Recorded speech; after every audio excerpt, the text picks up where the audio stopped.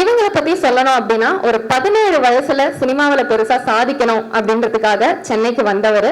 அதுக்கப்புறமா நடுவுல சாதிக்க முடியாம ரிக்ஷாலாம் ஓட்டிக்கிட்டு இருந்தாரு. பட் இருந்தாலும் அவருடைய கலை ஆர்வத்தினால தொடர்ந்து முயற்சி செஞ்சு மெட்டை ஒளி அப்படின்ற ஒரு நாடகத்துல அறிமுகமானாரு.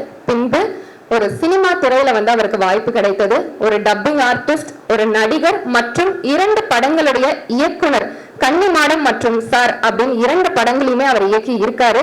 அது 2மே முற்போக்கான கதைகளை கொண்டது. அது மட்டும் இல்லாம எங்க சாதிய வன்கொடுமைகள் நடந்தாலும் அங்க அவருடைய குரல் கேட்கும். நடிகர் மற்றும் இயக்குனர் போஸ் வெங்கட் அவர்களை அன்போடு அழைக்கிறேன். மிக்க நன்றி. சில மேடைகள் நமக்கு எப்பொழுதுமே விசேஷமானதாக இருக்கும். அந்த வகையில் கூவை எனக்கு எப்பொழுதுமே விசேஷம்தான். என்னுடைய கன்னிமாடம் திரைப்படம் ரொம்ப சிரமப்பட்டு வெளியிடப்பட்ட திரைப்படம்.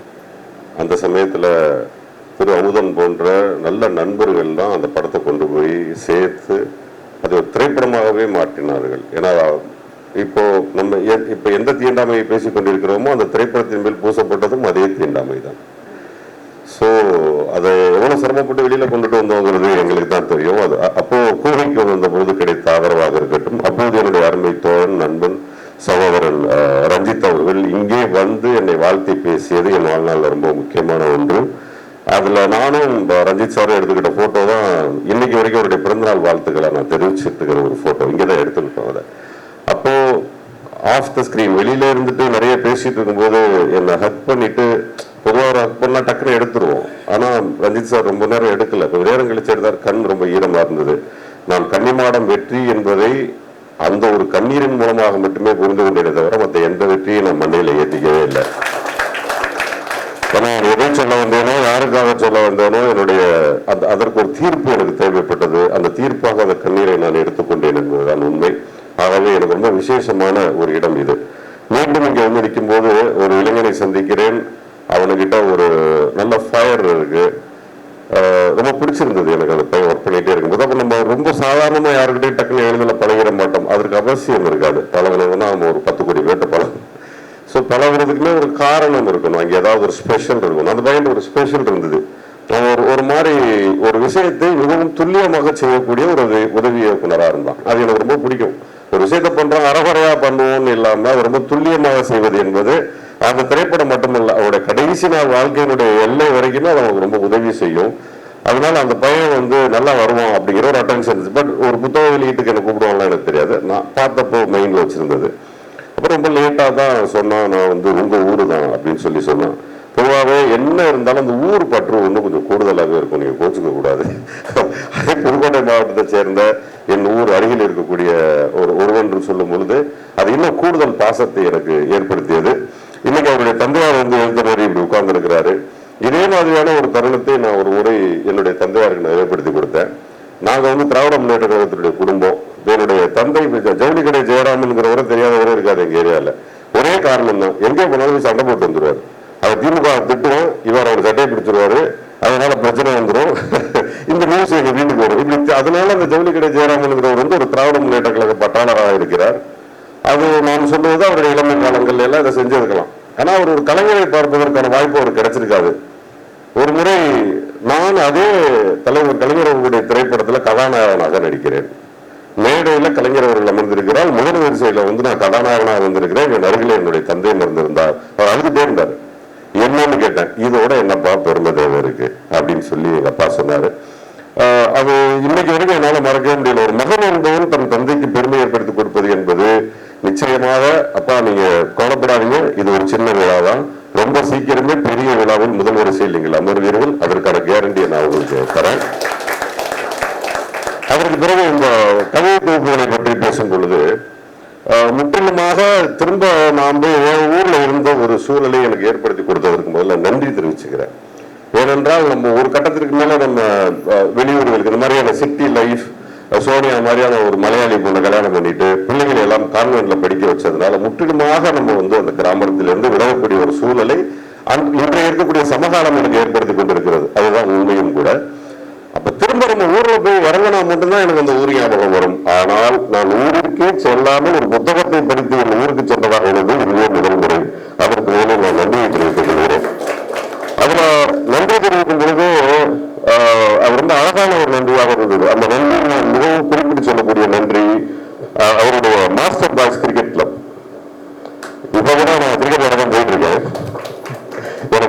மேட்ச் இருக்கு. இந்த 2 மணிக்கு இன்னைக்கு நான் மேட்ச் ஆடுறேங்கிறது வந்து என்னுடைய 14, 13 வயதுகளில் மிகச்சிறந்த பெரிய ஏழ்மையினால கிரிக்கெட் ஆடுறதுக்கான வாய்ப்புகள் கிடைக்கல. அப்போ அந்த அந்த அந்த கிரிக்கெட் பால் வாங்க முடியாம அந்த டியூபை கட் பண்ணி அதுக்கு ஒரு பால் மாதிரி செஞ்சு கிரிக்கெட் விளையாண்ட காலம்லாம் வருது. அப்போ எனக்கு ஆல்மோஸ்ட் இப்போ 50 years ஓல்டு. எனக்கு என்ன தோணுதுன்னா, என்னுடைய 15 வயதில் விட்டது எல்லாம் என்னுடைய 50 வயதில் நான் பிடித்தே தருவேன்னு சொல்லி கிரிக்கெட் விளையாண்டுட்டு இருக்கிறேன். இது விட்டதை பிடிப்பது அதை வந்து ரொம்ப அழகாக அந்த நன்றின்னு சொல்லி இருந்தார். அந்த நன்றியில கூடுதலா அவர் எதையுமே விடல, கிணற விடல, முக்கியமா அதிகமாக குளித்து விளையாண்டத கிணற கூட அவர் விடல. அதில் இருக்கக்கூடிய சூழ்நிலை ரொம்ப பிடிச்சிருந்தது எனக்கு. என் ஊரிலும் அது இருக்கிறதுங்கிறது ரொம்ப முக்கியமானது ஒன்றாக இருந்தது.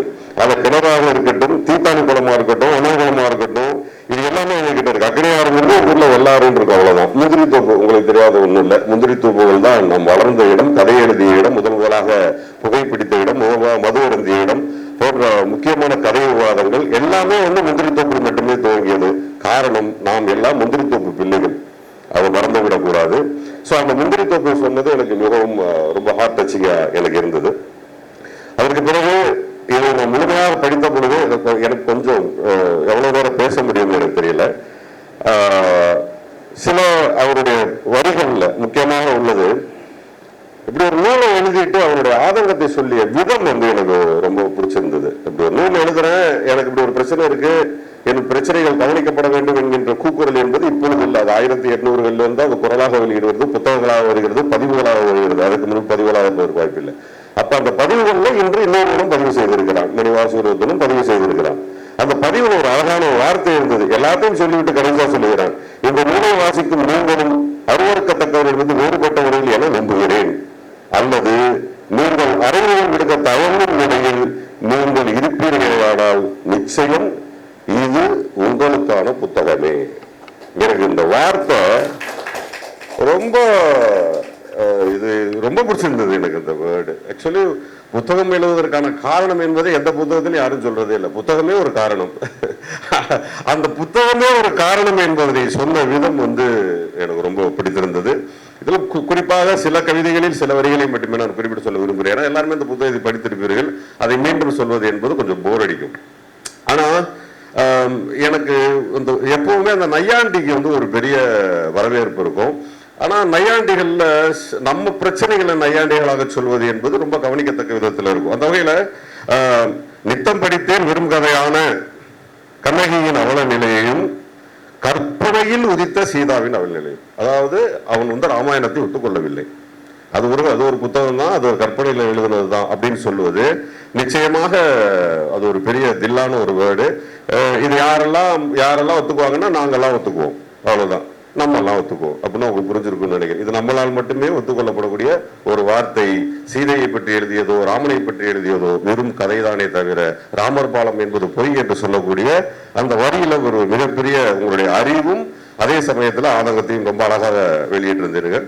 மற்றபடி பெரும்பாலும் உங்களுடைய வழிகளை ரொம்ப அழகாக எழுதியிருந்தாலும் இதுல சில கவிதைகள் வந்து இல்லப்பா இந்த கவிதை எல்லாம் கொஞ்சம் பிட்டு நோட்டீஸ் அடிச்சேக்காச்சும் ஒட்டுங்கப்பா அப்படின்னு சொல்ற அளவுக்கு இந்த கவிதைகள்ல சில இடங்கள் மிகவும் ஆழமானதாக இருந்தது. அதுல எனக்கு இந்த மீசைக்கார எதிரி வந்து எனக்கு ரொம்ப ஹார்ட் டச்சிங்கா இருந்தது. ஏன்னா சில கவிதைகள் வந்து நம்மளோடு பொருந்தி போகக்கூடிய ஒரு கவிதையாக இருந்தது.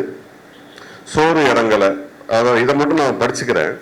ஏன்னா இது கொஞ்சம் நான் தான் இது அப்படிங்கிற மாதிரியான ஒரு சூழலை ஏற்படுத்திய கவிதை என்பதனால் சொல்கிறேன். ஆற்றங்கரையிலிருந்து வந்த அம்மா ஆசையாய் ஓட்டும் சோறு குமட்டி கொண்டு வருகிறது, ஒவ்வொரு உருண்டையை உருட்டி நீட்டும் போதும் அவள் கைகளில் இருந்து வீசுகிறது உயர்சாதி பெண்களின் தூய்மை நாற்றம் என்கின்ற இந்த வார்த்தை எனக்கு ஏன் இது கனெக்ட் ஆகுது? என்னுடைய தாயார் மிகச்சிறந்த ஏழ்மை நிலையில் இருக்கும் பொழுது குடும்பம் நடத்த வேண்டிய ஒரு சூழல் வரும் பொழுது, என் தாயார் படித்தவர் அல்ல, எங்கேயாச்சும் போய் எதையாச்சும் ஒண்ணு பண்ணி என் பிள்ளைகளுக்கு சோறு போட்டுற மாட்டோமா அப்படிங்கிற ஒரு சூழல்ல அவங்க என்ன பண்றதுன்னு தெரியாம நர்ஸுக்கெல்லாம் படிக்கல, ஏதோ ஒரு சூழல்ல ஒரு ஹாஸ்பிட்டல்ல நூர்ஜஹான் சொல்லி ஒரு டாக்டரா இருந்தாங்கல்ல, அவங்க வந்து மகப்பேறு மருத்துவர், அவங்க கிட்ட போய் வேலை செய்யறாங்க. எங்க அம்மா செஞ்ச வேலை ஒன்னே ஒன்றுதான். பிரசவத்திற்கு பிறகு அங்கே இருக்கக்கூடிய இவன் எழுதி இருக்கக்கூடிய அதே வார்த்தை, அதே ரத்தத்தை சுத்தம் செய்து துணிகளால் துடைத்து பஞ்சுகளால் துடைத்து கழுவி அந்த நாற்றத்துல தான் எங்களுக்கு எல்லாம் சோறு போட்டாங்க. So it's very connected to me. அது வந்து ஒன்றும் சொல்ல போனா டக்குன்னு ஒரு மாதிரி அது அப்படியே படிச்சுட்டு கொஞ்ச நேரம் பேசாம இருந்தேன் நான். எங்க அம்மா சமீபத்துல தான் இறந்தாங்க. எந்த இடத்துல இறந்தாங்களோ அதே பெட்ல உட்காந்துட்டு வேற படிக்கிறேன். அது ரொம்ப ஒரு மாதிரி சங்கடமாயிருச்சு. ஏன்னா அந்த வேலையை செய்துவிட்டு வந்த என்னுடைய தாயார் எந்த சூழ்நிலையிலும் ஐயோ நான் இவ்வளவு கஷ்டப்பட்டு இப்படி ஒரு வேலையை செய்தேன், அதில் தான் உங்களுக்கு நான் சாதம் ஊட்டுகிறேன் ஒரு நாள் கூட சொன்னது கிடையாது. அதான் அவங்க ரொம்ப சந்தோஷமா என் பிள்ளைகளுக்கு சோறு ஊட்டுவதற்கு நான் என்ன வேணாலும் செய்வேன் என்கின்ற அந்த தாய் இருக்கிறார் இல்லையா, அந்த தாயுடைய அந்த அது போல இனிமேல் நமக்கு ஏதாவது ஒன்று கிடைக்குமான்னு கேட்டா அதை ஏன் பேசணும், அப்படி ஒன்று இல்லைன்னு முடிச்சுக்கலாம் அப்படின்னு தான் தோணும். அந்த வகையில் ரொம்ப ஹார்ட் டச்சிங்கா இருந்தது. இதை எழுதுவதற்கு என்ன வேணும் அப்படிங்கிறது இங்க ரொம்ப முக்கியம். சமீபத்தில் டூரிஸ்ட் ஃபேமிலின்னு ஒரு படம் பார்த்தப்போ அந்த திரைப்படம் எதை சொல்கிறது, மிகப்பெரிய டெக்னிக்கல் திரைப்படம், ஒளிப்பதிவு பின்னி எடுத்து விட்டார்கள், இசை அடித்து நொறுக்கி விட்டார், அப்பெல்லாம் ஒண்ணுமே கிடையாது. அந்த திரைப்படத்தில் நான் பார்த்து வியந்த ஒரே ஒரு விஷயம் என்னன்னா, 25 வயதில் ஒரு மனிதனுக்கு, ஒரு இளைஞனுக்கு மனிதம் பேச தெரிகிறது என்று சொன்னால் மனிதம் சாகவில்லை, இளைஞர்கள் இன்னும் அப்படியே இருக்கிறார்கள், நம் இனம் மாறவில்லை, நாம் இன்னும் எமோஷனலான மிக அழகான எல்லோரையும் விரும்பக்கூடிய மிகச்சிறந்த வாழ்க்கையே வாழ்கிறோம். எங்கோ ஒரு கொடூரமான திரைப்படங்களை 22 வயதில் ஒரு எடுத்து ஜெயித்து பல கோடிகள் வாங்குவதனால் அவனோடு ஒப்பிட்டு இளைஞர்களை நாம் பார்க்கும் பொழுது இந்த டூரிஸ்ட் ஃபேமிலி ஸ்பெஷலாக தெரிகிறது. இவ்வளவுதான் வித்தியாசம். அவனுக்கிட்டே அது இருந்திருக்கும். அவன் வியாபார ரீதியா 4 பேரை அறுத்து கொலை செய்து ரத்தத்தை காட்டி அவன் பணம் சம்பாதித்து கோடியில் சம்பாதிக்கும் பொழுது பணம் அவன் மேல அட்டென்ஷன் திரும்பி, அவன் குரோர்ல சம்பாதிக்கிறவன் மேல அட்டென்ஷன் திரும்பிடும். ஆனா அப்படி அட்டென்ஷன்லேயே இருக்கும்போது ஒருத்தன் அதெல்லாம் கிடையாதுங்க, இங்க ரொம்ப சிம்பிளா ஒரு பியூட்டிஃபுல்லான மனிதம் சார்ந்த வாழ்க்கை இருக்கிறது என்று சொன்னவனுடைய வயது 25 என்பது குறிப்பிடத்தக்கது. அந்த 25 வயதுல அவன் பேசக்கூடிய மனிதம் இருக்கு இல்லையா, அது ரொம்ப உயர்ந்த மனிதம். அதுல ஒரு காட்சி வைத்திருப்பாங்க, அதாவது ஒரு இருவர் இருந்திருப்பார்கள், அந்த மனைவி இறந்திருப்பால், அந்த காட்சி அவன் சொன்ன விதமே பிரமாதம். தன் கணவன் இறந்து விட்டான் என்று சொல்வாள் ஒருத்தி. கணவன் இறந்து விட்டதாக எல்லாம் ஓடி போய் பார்ப்பாங்க, பார்த்தா கணவன் உயிரோடு எடுப்பான். அந்த கணவனை பார்த்து திரும்பி வருவதற்குள் கணவன் இறந்து விட்டானோ என்று மனைவி இறந்திருப்பாள். எவ்வளவு பெரிய ஒரு ஞானம் இருக்கணும் அந்த பையனுக்கு எழுத்துல. 25 வயது தான். சோ இப்போது இருக்கக்கூடிய இந்த 25, 26 இதை போன்ற இளைஞர்கள்கிட்ட இந்த மனிதம் பேசக்கூடிய தன்மை இருக்குது இல்லையா, அது இன்னைக்கு ரொம்ப அவசியப்படுகிறது. அது புத்தகமாகவோ சினிமாவாகவோ. சோ இந்த புத்தகம் என்ன சொல்கிறது, தம்பி நீ நிச்சயமாக டூரிஸ்ட் ஃபேமிலி அல்ல, அதை சிறந்த திரைப்படங்கள் எல்லாம் நீ எடுப்பாய் என்கின்ற நம்பிக்கையும் இந்த புத்தகம் எனக்கு கொடுக்கிறேன். அதுல இந்த ரத்த காதல் என்று ஒரு அதுல டக்குன்னு ஒரு மாதிரி ரொம்ப ஆசிலேட்டடா ஆனது. பட் இந்த ஒரு கவிதையை படிக்கிறேன். சாரி, எனக்கு ஷார்ட் சைட்டு கண்ணாடி போட்டும் தெரிய மாட்டேங்குது. சின்ன வெங்காயம் 1/2 கிலோ, தக்காளி 1 கிலோ, மசாலா இஞ்சி பூண்டு கறிவேப்பிலை கொத்தமல்லி முதற்கொண்டு கடன் வாங்கினான் ராமன். நெஞ்செலும்பு கழுத்துக்கறி மூலக்கால் தனிப்பையில் வால்கறி வாங்கிய ராமனிடம் தன் சீதைக்கு மிகவும் பிடித்த மாற்று ரத்தம் வாங்க போதிய பணம் இல்லாததால் பாவம் தனது வில் அம்புகளை விற்க முடிவெடுத்தான். ரொம்ப பிஜேபிக்கு எதிரான ஒரு பையன் போல இருக்கு. ஆமா, அதனால வெல்கம் டு பொலிட்டிக்ஸ். மேலத்தெருவில் கூவி கூவி விற்கும் யாருக்கும் வாங்க வக்கீலாததால் வசதி படைத்த கீழத்தெரு மக்களிடம் பேரம் பேசி விற்றான் ராமன். கிடைத்த பணத்தோடு ரத்தம் தீர்ந்து விடுமோ என்று மாட்டுக்கறி விற்கும் அக்ரஹாரத்திற்கு மூச்சு முட்ட ஓடி வந்த ராமனிடம் சீதை மீதான காதல் உயர்ந்து நின்றது அயோத்தியில் என்று முடித்திருக்கிறார். இது அரசியல். இப்போ ஒருத்தன் வாழ்வியல், எமோஷன், அந்த பண்புகளை எல்லாம் சொல்லிக் கொண்டு வந்தவனால் அரசியலும் பேச முடிகிறது ஒரே கவிதையில் என்பது எனக்கு ரொம்ப சிறப்பா சுட்டிக்காட்ட வேண்டிய ஒரு சூழலாக இருந்தது. அதிலும் குறிப்பாக நாம் கதைகளை வைத்து அந்த கதைகளை மக்கள் மேல் திணித்து மக்களிடம் இருக்கக்கூடிய கல்வியை பறித்து அவருடைய வாழ்வாதாரத்தை சிதைக்கக்கூடிய அரசியல் இங்கு நடக்கும் பொழுது நிச்சயமாக இதை போன்ற கவிதைகளும் கவிஞர்களும் இளைஞர்களும் வருவது என்பது மிகப்பெரிய ஆரோக்கியமான விஷயம் என்பதை இந்த கவிதை மூலமாக நான் உணர்கிறேன். இப்ப இந்த தீக்குளம்ங்கிறது இதை விட ரொம்ப ஆழமா புரிய வைக்க முடியுமான்னு எனக்கு தெரியல. ரொம்ப ரொம்ப ரொம்ப சிம்பிளா இந்த மாதிரி நிறைய இடங்கள் அந்த காகம் எச்சமிடும் அந்த கோவில் கலசங்களை சொல்லி இருப்பது கூட அப்படிதான். நீ எத்தனை வேதங்கள் ஓதி என்ன பண்ணாலும் காக்காக்கு ஐயோ இவ்வளவு வேதம் ஓதிட்டான், 24 ஐயர் நின்று குளிப்பாட்டின ஒரு இடம், கீழே சிவன் இருக்கிறார், முருகன் இருக்கிறார், தெய்வம் இருக்கிறது, ஐயோ இங்க கக்கா போக கூடாதுன்னு எந்த காகத்துக்கு தெரியும்? இல்ல அந்த காகம் ஓகே நம்ம போய் உட்கார போறது கலசம் தான், அதனால நாம் சேரியில் போய் உணவு உண்ணக்கூடாதுன்னு எந்த காகத்துக்கு தெரியும்? அதான் சொல்லுகிறேன், சாதியிலே 2 சாதி, ஒன்று மனித சாதி, இன்னொன்று மிருக சாதி. நாம் மனித சாதியா மிருக சாதியா, இவ்வளவுதான் வித்தியாசம். இங்க வேற எதுவும் சாதிகள் இல்லை என்பது எனக்கு மிகப்பெரிய தெளிவு இருக்கிறது. அதை ஒரு கவிதையாக வடிக்கிறது ரொம்ப எளிதாக வடிப்பது என்பது மிகப்பெரிய புத்திசாலித்தனம் வேண்டும், பெரிய புரிதல் வேண்டும் என்பது உண்மை. அதுவும் இந்த வயதுல என் வீட்டு பீமூத்திரம் சாணி புழுக்கை என அனைத்தும் அடைமலையில் போட்டி போட்டு அடித்துக் கொண்டு சென்று சேர்ந்தன உயர் சாதி மட்டும் குளிக்கும் ஊர் குளத்தில். ரொம்ப அழகா இதை விட தெளிவாக இன்னொரு கவிதை எழுத முடியுமான்னு எனக்கு தெரியல. என்னடா பேசிட்டு இருக்கீங்க உங்க சாதி பெருமைன்னு சொல்லி அந்த சாணியை முக்கிய அடிக்கிறது இருக்குல்ல, அதை கவிதை மூலமாக அடித்த இந்த இளைஞருக்கு என்னுடைய வாழ்த்துக்களை நான் தெரிவித்துக் கொள்கிறேன். அதான் எனக்கு இது ரொம்ப பிடிச்சிருந்தது. அங்கிருந்து வெளியில வரான், உடனே டக்குன்னு சமுதாயத்தை நோக்கி ஒரு கூக்குரல் ஒன்று விடுறான். அது இன்னும் பிரமாதமாக இருக்கிறது. கோவிலுக்கு தொங்கிக் கொண்டிருக்கும் மணி ஒவ்வொரு முறையும் அடித்துக் கொண்டிருக்கிறது, ஒவ்வொரு முறையும் அடித்து விரட்டி கொண்டு, கோயிலில் இருக்கும் மணி ஒவ்வொரு முறையும் அடித்து விரட்டி கொண்டிருக்கிறது கோபுரத்தில் குடியிருக்கும் புறாக்களை. கோவில் மணி ஓம் பார்வையில் என்ன, இவன் பார்வையில் என்ன, அவ்வளவுதான். ஒரு கோவில் மணி என்பது உங்கள் பார்வை என்ன, அதிலே இவனுடைய பார்வை என்ன என்று பார்க்கும் பொழுது இவனுடைய பார்வையின் விசாலம் என்பது மிகவும் அர்த்தத்துக்குரியதாக இருக்கிறது என்பதை இந்த நேரத்தில் பெருமையாக சொல்கிறேன். இன்னும் நிறைய இருக்கு, நிறைய நோட் பண்ணி வச்சிருக்கேன். இதுக்கு மேல பேசினா என்ன சொல்லுவீங்கன்னு எனக்கு தெரியல.